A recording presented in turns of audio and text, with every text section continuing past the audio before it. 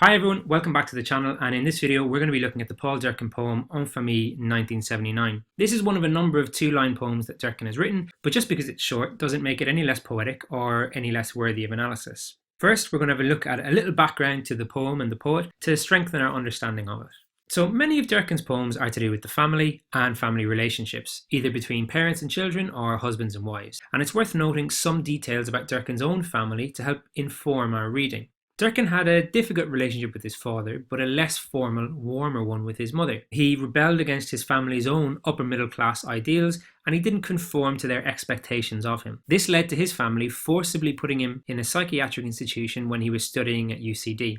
The dynamics inherent in his own upbringing suggest someone who was not quite at home in his own home. He says that he was aware from a young age of other male figures not approving of him, thinking that males had to fit a certain mould, and his own father referred to him as a sissy. Once separated from his own family and living in London among poets and other artistic people, Durcan began establishing his own family. He met his wife and they had two daughters. His poetry that mentions this family is mostly warm and loving, and the descriptions of family life in his poems when referring to his own family, his wife, his children, are very positive.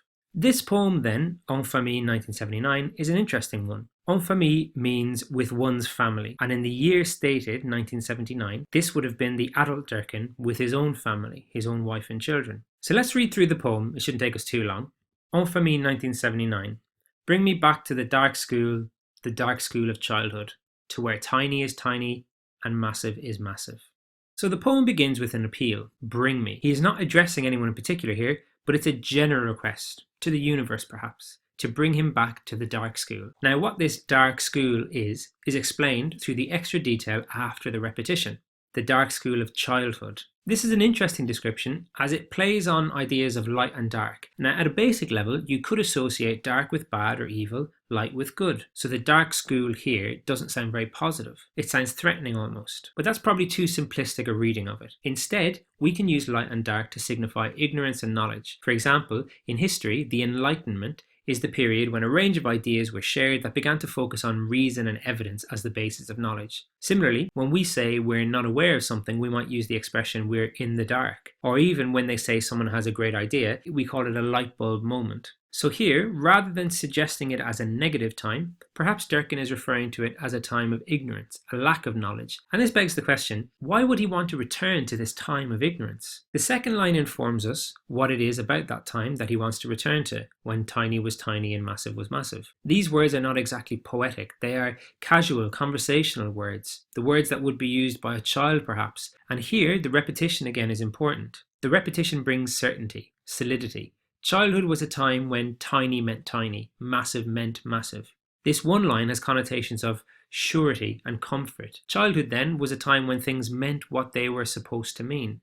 The implication is, of course, that the ignorance of childhood is bliss. Not just the ignorance of knowledge, of things, but the ignorance of the complexities of life and of people. When you're a child, you see the world as black and white. There are things that are wrong, things that are right. There are things that are good, things that are bad. Durcan encapsulates this with the childish contrast of tiny and massive. Now, some things we can discuss when we're talking about this poem. The way that Durcan turns a poem over two lines is really quite masterful. The use of the dash in the middle of the first line is called a caesura. It's a technique used to slow a reader down on a line of poetry. It forces us to consider what comes before and, more importantly, after the pause. And what comes after the pause here is a repetition of what comes before it, but with one significant difference, the word childhood. So technically, Durcan draws all of the reader's attention to that last word of the first line, childhood. And this too is what is at the heart of the poem.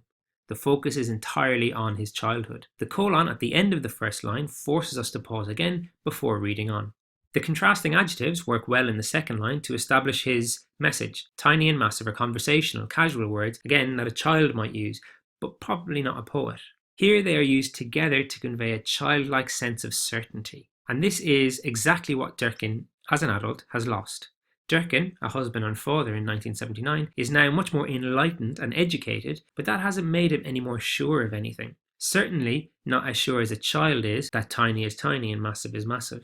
In this poem, Durcan conveys the sense of loss that many adults feel when they take on roles of responsibility, being a husband and a father perhaps, and they lose the freedom and certainty they had when they were younger. The world for children in many ways is simple. We raise and educate children in black and white. What's wrong, what's right, what's good, what's bad. We often think that children are limited in their ability to understand, and so we don't teach them about the shades of grey in life.